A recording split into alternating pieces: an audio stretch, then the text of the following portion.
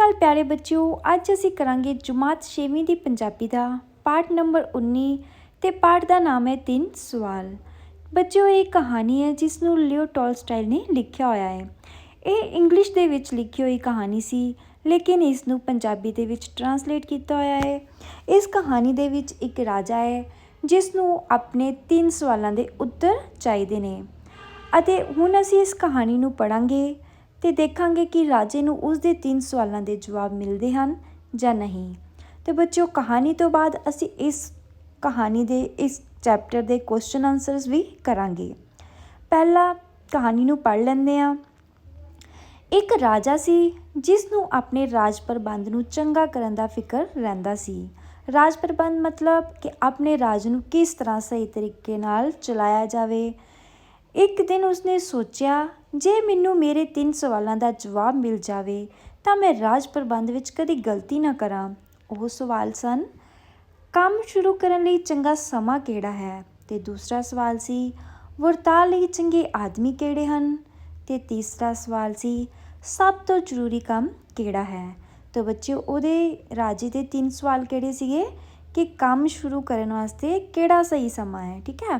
ते दूसरा सवाल ही कि काम करने वास्ते चंगे आदमी किहड़े ने, ते तीसरा सवाल सी कि सब तो वध जरूरी मतलब सब तो वध इंपॉर्टेंट काम किहड़ा हो सकता है। राजे ने डोंडी पिटवा दी। डोंडी पिटवा देना मतलब रोला पा दिता। ਜਿਹੜਾ व्यक्ति उसनूं इन्हां 3 सवालों के उत्तर देवेगा ਉਹ ਉਸਨੂੰ ਧਨ ਪਦਾਰਥਾਂ ਨਾਲ ਮਾਲਾਮਾਲ ਕਰ ਦੇਵੇਗਾ। ਧਨ ਪਦਾਰਥ मतलब कि सोना चांदी ते पैसे। इस तरह तरह के सियाने पुरुष डोंडी सुन के राजे पास आए तो अड अड जवाब देन लगे। अड अड मतलब वक्रे वक्रे। पहले सवाल के उत्तर विच किसी ने आख्या वेले की वंड अनुसार काम मौके सिर करना चाहिए है। वेले की वंड मतलब कि समय नूं वंड लेना चाहिए वै कि किहड़े टाइम ते तुसी किहड़ा काम करना है। किसी ने आख्या हमेशा रुझे रहना चाहिए है। रुझे रहना मतलब कि हमेशा ही बिजी रहना चाहिए है, आपे ठीक समय का पता लग जाएगा। किसी आख्या सियाने आदमियों की एक कौंसल होनी चाहिए है। कौंसल मतलब सभा ਜਿਹੜੇ राजे नूं दसे कि हुण काम करन दा ठीक मौका है। इन्हां जवाबां ते कुछ होर सियाणिਆਂ ने इतराज़ किया। किसी आख्या हर वक्त कौंसल किवें बुलाई जा सकती है। किसी आख्या राजे नूं चंगे चंगे जोतशी रख लैणे चाहिए हैं ਜਿਹੜੇ भविख दीयां गल्लां दस देन ते राजा हर एक गल लई पहलों तैयार रहे। बाकी सवालों के जवाब भी इस तरह के बन बन की लकड़ी वांग आए। बन बन की लकड़ी वांग मीनस सारे ही जवाब जिहड़े सी वो वक्रे वक्रे सन। किसी आख्या वर्ताअ लई चंगे आदमी वजीर होण मीनस कि सलाह करन वास्ते सब तो चंगे जिहड़े आदमी आ वो राजे ते वजीर हो सकते आ। किसी आख्या नहीं फौज अते जनरलों नाल मशवरा करना चाहिए है। सब तो जरूरी काम किसी ने साइंस दसिया, किसी ने सूखम कला, किसी ने युद्ध अते किसी ने भगती। जवाब अजिहे भांत भांत दे सन मतलब कि भांत भांत दे वक्रे वक्रे कि राजे ने किसी नाल भी तसल्ली ना होई ते उसने ठीक जवाब देने लई इनाम किसी नूं भी ना दिता। इन्ने नूं पता लगा कि जंगल विच एक सियाना तपस्यर रहिंदा है। राजे ने आख्या चलो उस तो उत्तर पुछिए। तपस्यर हुंदे ने बच्चे जिहड़े कि जंगल दे विच जाके तप करदे ने। तपस्यर अपनी कुटिया छड्ड के बाहर नहीं जांदा सी, ना ही वो आम आदमियों तो बिना किसी नाल गलबात करदा सी। इस वास्ते राजे ने भेस बदलिया मतलब कि उन्हें अपना राजे वाला पहरावा छड्ड के नॉर्मल ड्रैस पाई, मामूली लोगों वाले कपड़े पाए। अपने सेवादार जंगल के बाहर छड्ड के आप कुटिया वाले कल्ला चला गया। कुटिया बच्चों चौंपड़ी होंदी है, हट होंदी है जिथे जोगी वगैरह जां संत रहंदे ने। जद राजा आया तब तपस्यर अपनी कुटिया के सामने एक क्यारी पुट रहा सी। राजे नूं आशीर्वाद दे के वह अपने काम विच ही रुझा रहा। तपस्यर का शरीर बिरध ते निरा रंग होया सी। कई मारदियां ने मिट्टी पुटदियां उसनूं साह चढ़ गया। राजे ने कोल जाके आख्या तपस्यर जी मैं 3 सवाल पुछण आया हाँ। काम करन लई चंगा समा किहड़ा है, वर्ताअ लई चंगे आदमी किहड़े हन, ਸਭ ਤੋਂ ਜ਼ਰੂਰੀ ਕੰਮ ਕਿਹੜਾ ਹੈ? ਤਪੀਸ਼ਰ ਨੇ ਸਵਾਲ ਸੁਣ ਕੇ ਕੋਈ ਜਵਾਬ ਨਾ ਦਿੱਤਾ। ਆਪਣੇ ਹੱਥਾਂ 'ਤੇ ਥੁੱਕ ਲਾ ਕੇ ਉਸਨੇ ਫੇਰ ਕਹੀ ਫੜ ਲਈ ਅਤੇ ਥਾਂ ਨੂੰ ਪੁੱਟਣਾ ਸ਼ੁਰੂ ਕਰ ਦਿੱਤਾ। ਰਾਜੇ ਨੇ ਆਖਿਆ, ਤਪੀਸ਼ਰ ਜੀ, ਤੁਸੀਂ ਥੱਕ ਗਏ ਹੋਵੋਗੇ, ਕਹੀ ਮੈਨੂੰ ਦਿਓ, ਮੈਂ ਕਿਆਰੀ ਪੁੱਟ ਦਿੰਦਾ ਹਾਂ। ਤਪੀਸ਼ਰ ਨੇ ਮਿਹਰਬਾਨੀ ਆਖ ਕੇ ਕਹੀ ਫੜਾ ਦਿੱਤੀ ਤੇ ਜ਼ਮੀਨ 'ਤੇ ਬੈਠ ਗਿਆ। ਰਾਜੇ ਨੇ ਕੁਝ ਚਿਰ ਕੰਮ ਕਰਕੇ ਫਿਰ ਉਹੀ ਸਵਾਲ ਪੁੱਛੇ, ਪਰ ਤਪੀਸ਼ਰ ਉਵੇਂ ਦਾ ਉਵੇਂ ਚੁੱਪ ਰਿਹਾ। ਉਸ ਕੋਲ ਕਹੀ ਫੜ ਕੇ ਆਖਿਆ, ਤੁਸੀਂ ਥੱਕ ਗਏ ਹੋ, ਲਿਆਓ ਹੁਣ ਮੈਂ ਕੰਮ ਕਰਾਂ। ਰਾਜੇ ਨੇ ਕਹੀ ਹੱਥੋਂ ਨਾ ਛੱਡੀ ਅਤੇ ਕਿਆਰੀ ਪੁੱਟਦਾ ਰਿਹਾ। 2 ਘੰਟੇ ਲੰਘ ਗਏ। ਸੂਰਜ ਛਿਪਣ ਲੱਗਾ ਅਤੇ ਰਾਜੇ ਨੇ ਕਹੀ ਰੱਖ ਕੇ ਫਿਰ ਪੁੱਛਿਆ, ਤਪੀਸ਼ਰ ਜੀ, ਮੈਂ ਤੁਹਾਡੇ ਪਾਸ ਆਪਣੇ ਸਵਾਲਾਂ ਦੇ ਉੱਤਰ ਲੈਣ ਆਇਆ ਹਾਂ। ਜੇ ਤੁਸੀਂ ਜਵਾਬ ਨਹੀਂ ਦੇਣੇ ਤਾਂ ਦੱਸੋ, ਮੈਂ ਕੱਲ੍ਹ ਮੁੜ ਜਾਵਾਂ। ਤਪੀਸ਼ਰ ਬੋਲਿਆ, ਉਹ ਵੇਖੋ, ਕੋਈ ਆਦਮੀ ਦੌੜਿਆ ਆਉਂਦਾ ਹੈ। ਵੇਖੀਏ ਇਸ ਵਿਚਾਰੇ 'ਤੇ ਕੀ ਬਿਪਤਾ ਪਈ ਹੈ। ਬਿਪਤਾ ਮਤਲਬ ਮੁਸੀਬਤ, ਮੁਸ਼ਕਿਲ। ਰਾਜੇ ਨੇ ਮੁੜ ਕੇ ਵੇਖਿਆ, ਜੰਗਲ ਵਿੱਚੋਂ ਇੱਕ ਗੱਭਰੂ ਦੌੜਦਾ ਆ ਰਿਹਾ ਸੀ। ਉਸਦੇ ਆਪਣੇ ਇੱਕ ਵੱਖੀ 'ਤੇ ਸਨ ਤੇ ਉੱਥੋਂ ਲਹੂ ਨਿਕਲ ਰਿਹਾ ਸੀ। ਉਹ ਤਪੀਸ਼ਰ ਅਤੇ ਰਾਜੇ ਦੇ ਨੇੜੇ ਆ ਕੇ ਨਿਡਾਲ ਹੋ ਕੇ ਟਹਿ ਪਿਆ। ਨਿਡਾਲ ਹੋ ਕੇ ਮਤਲਬ ਬੇਸੁੱਧ ਹੋ ਕੇ, ਜਿਹਨੂੰ ਕੋਈ ਹੋਸ਼ ਨਾ ਹੋਵੇ। ਰਾਜੇ ਨੇ ਵੇਖਿਆ ਕਿ ਉਸਦੀ ਵੱਖੀ ਵਿੱਚ ਵੱਡਾ ਜ਼ਖਮ ਹੈ। ਰਾਜੇ ਨੇ ਫੌਰਨ ਮਤਲਬ ਤੁਰੰਤ ਉਸ ਨੂੰ ਧੋ ਕੇ ਆਪਣੇ ਰੁਮਾਲ 'ਤੇ ਤਪੀਸ਼ਰ ਦੇ ਤੌਲੀਏ ਨਾਲ ਬੰਨ੍ਹਿਆ, ਪਰ ਲਹੂ ਵਗਣੋਂ ਬੰਦ ਨਾ ਹੋਇਆ। ਰਾਜਾ ਮੁੜ ਲਹੂ ਲਿਬੜਿਆ ਰੁਮਾਲ ਲਾਹੇ ਅਤੇ ਉਸ ਨੂੰ ਧੋ ਕੇ ਜ਼ਖਮ ਉੱਤੇ ਬੰਨ੍ਹ ਦੇਵੇ। ਆਖਿਰ ਤਪੀਸ਼ਰ ਨੇ ਕੋਈ ਮਲਮ ਲਾਈ ਅਤੇ ਲਹੂ ਵਗਣਾ ਬੰਦ ਹੋ ਗਿਆ। ਉਸ ਆਦਮੀ ਨੇ ਅੱਖਾਂ ਖੋਲ੍ਹੀਆਂ ਅਤੇ ਪੀਣ ਨੂੰ ਪਾਣੀ ਮੰਗਿਆ। ਰਾਜਾ ਦੌੜ ਕੇ ਘੜੇ ਵਿੱਚੋਂ ਪਾਣੀ ਲੈ ਕੇ ਆਇਆ ਤੇ ਉਸਦੇ ਮੂੰਹ ਵਿੱਚ ਪਾਇਆ। ਇੰਨੇ ਨੂੰ ਸੂਰਜ ਪੂਰੀ ਤਰ੍ਹਾਂ ਲਹਿ ਗਿਆ ਅਤੇ ਨਾਲ ਠੰਡ ਵੀ ਪੈਣ ਲੱਗੀ। ਰਾਜੇ ਅਤੇ ਤਪੀਸ਼ਰ ਨੇ ਉਸ ਜ਼ਖਮੀ ਆਦਮੀ ਨੂੰ ਚੁੱਕ ਕੇ ਕੁਟੀਆ ਵਿੱਚ ਲਿਟਾਇਆ। ਅੰਦਰ ਲੇਟ ਕੇ ਉਸ ਆਦਮੀ ਦੀ ਛੇਤੀ ਹੀ ਅੱਖ ਲੱਗ ਗਈ। ਰਾਜਾ ਵੀ ਦਿਨ ਭਰ ਥੱਕਿਆ ਹੋਇਆ ਸੀ।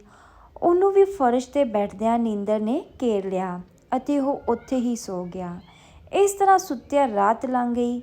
ਸਵੇਰ ਜਦ ਉਹ ਜਾਗਿਆ ਤਾਂ ਸੋਚਣ ਲੱਗਾ, ਮੈਂ ਇੱਥੇ ਕਿਵੇਂ ਆ ਗਿਆ। ਜਦ ਉਸ ਗੱਭਰੂ ਨੇ ਅੱਖ ਖੋਲ੍ਹੀ ਤਾਂ ਰਾਜੇ ਨੂੰ ਆਪਣੇ ਵੱਲ ਤੱਕਦਾ ਮਤਲਬ ਕਿ ਉਹ ਰਾਜੇ ਵੱਲ ਵੇਖ ਰਿਹਾ ਸੀ ਕਿ ਉਸਨੇ ਹੱਥ ਜੋੜ ਕੇ ਆਖਿਆ, ਮੈਨੂੰ ਮਾਫ਼ ਕਰ ਦਿਓ ਹਜ਼ੂਰ। ਰਾਜਾ ਉਸਦੀ ਗੱਲ ਸੁਣ ਕੇ ਬੜਾ ਹੈਰਾਨ ਹੋਇਆ ਤੇ ਬੋਲਿਆ, ਮੈਂ ਤਾਂ ਤੈਨੂੰ ਜਾਣਦਾ ਹੀ ਨਹੀਂ, ਫਿਰ ਮਾਫ਼ੀ ਕਿਸ ਗੱਲ ਦੀ?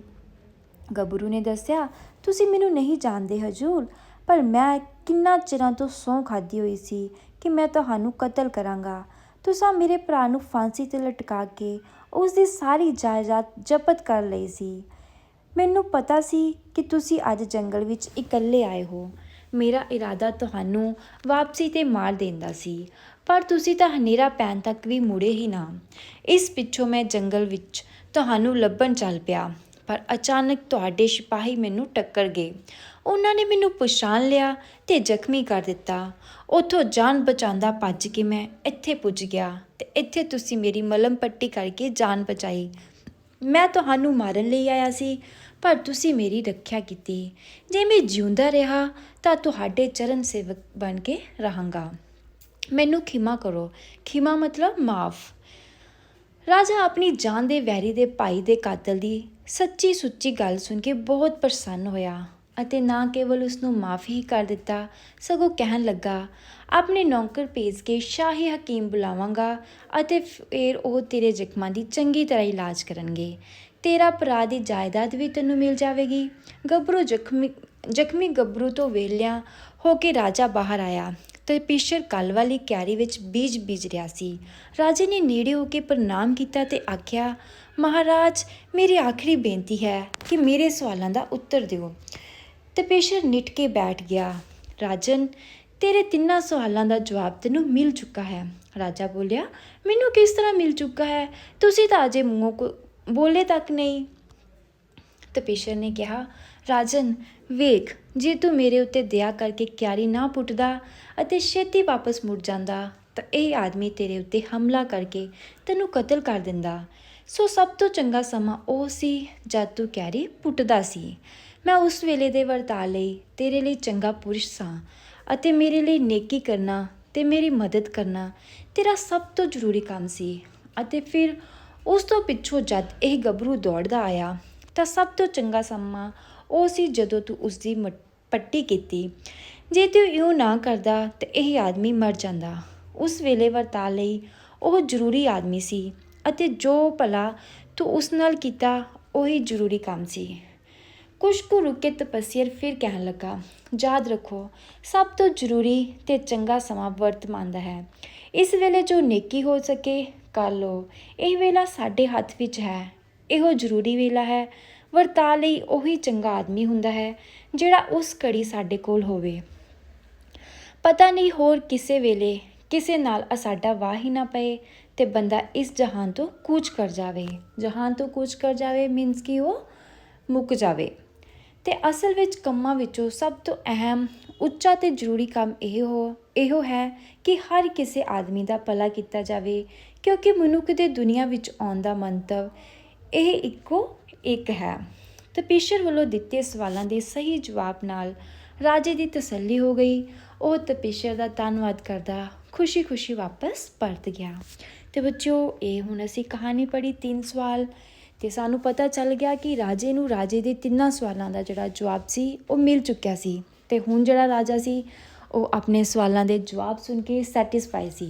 ਅਤੇ ਬੱਚਿਓ, ਤੁਸੀਂ ਇਸ ਕਹਾਣੀ ਵਿੱਚ ਕੀ ਸਿੱਖਿਆ ਮੈਨੂੰ ਕਮੈਂਟ ਕਰਕੇ ਜ਼ਰੂਰ ਦੱਸਿਓ। ਅਤੇ ਹੁਣ ਅਸੀਂ ਕਰਾਂਗੇ ਇਸ ਕਹਾਣੀ ਦੇ ਪ੍ਰਸ਼ਨ ਉੱਤਰ। ਪਹਿਲਾ ਕੁਐਸਚਨ ਆਏਗਾ, ਰਾਜੇ ਨੇ 3 ਸਵਾਲ ਕਿਉਂ ਪੁੱਛੇ ਸਨ? ਅਤੇ ਬੱਚਿਓ, ਇਹਦਾ ਉੱਤਰ ਲਿਖੋ, ਰਾਜ ਪ੍ਰਬੰਧ ਨੂੰ ਚੰਗਾ ਬਣਾਉਣ ਵਾਸਤੇ।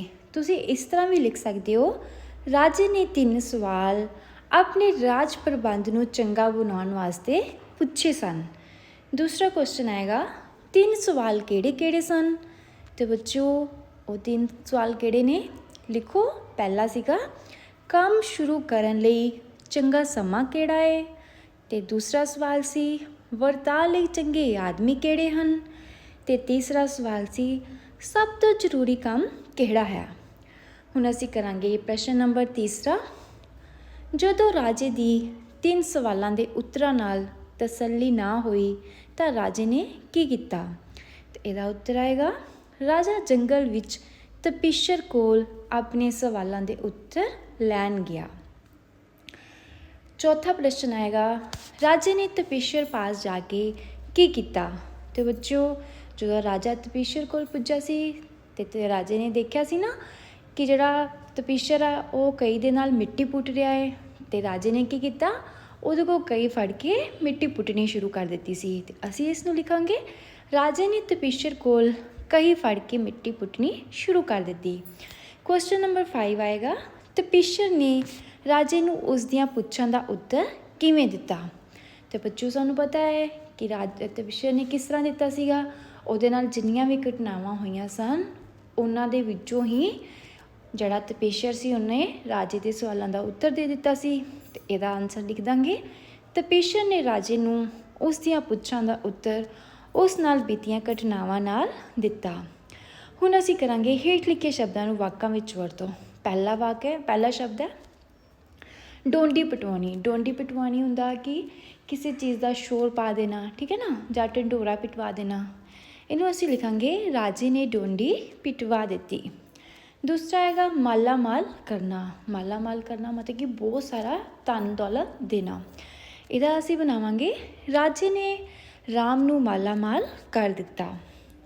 ਤੀਸਰਾ ਹੈ ਬਨ ਦੀ ਲੱਕੜੀ, ਮੀਨਸ ਕਿ ਭਾਂਤ ਦਾ ਕੁਝ ਵੀ ਹੋ ਸਕਦਾ ਹੈ, ਵੱਖਰਾ, ਠੀਕ ਹੈ ਨਾ। ਅਤੇ ਇਹਨੂੰ ਅਸੀਂ ਲਿਖਾਂਗੇ, ਰਾਜੇ ਦੇ ਸਵਾਲਾਂ ਦੇ ਜਵਾਬ ਬਨ ਦੀ ਲੱਕੜੀ ਦੀ ਤਰ੍ਹਾਂ ਸਨ। ਨੈਕਸਟ ਹੈ ਤਪੀਸ਼ਰ, ਅਤੇ ਇਹਦਾ ਅਸੀਂ ਬਣਾ ਦਾਂਗੇ, ਕੁਟੀਆ ਵਿੱਚ ਇੱਕ ਤਪੀਸ਼ਰ ਰਹਿੰਦਾ ਹੈ। ਲਾਸਟ ਵਨ ਹੈ ਚਰਨ ਸੇਵਕ। ਜ਼ਖਮੀ ਵਿਅਕਤੀ ਰਾਜੇ ਦਾ ਚਰਨ ਸੇਵਕ ਬਣ ਗਿਆ। ਅਤੇ ਬੱਚਿਓ, ਇਹਦੇ ਨਾਲ ਸਾਡੇ ਕੁਐਸਚਨ ਆਨਸਰ ਖਤਮ ਹੁੰਦੇ ਨੇ। ਆਸ ਕਰਦੀ ਹਾਂ ਇਹ ਵੀਡੀਓ ਤੁਹਾਨੂੰ ਬਹੁਤ ਪਸੰਦ ਆਈ ਹੋਏਗੀ। ਅਗਰ ਵੀਡੀਓ ਵਧੀਆ ਲੱਗੇ ਚੈਨਲ ਨੂੰ ਲਾਈਕ ਅਤੇ ਸਬਸਕ੍ਰਾਈਬ ਕਰਨਾ ਨਾ ਭੁੱਲਿਓ। ਅਤੇ ਮਿਲਦੇ ਹਾਂ ਫਿਰ ਨੈਕਸਟ ਵੀਡੀਓ 'ਚ। Bye bye.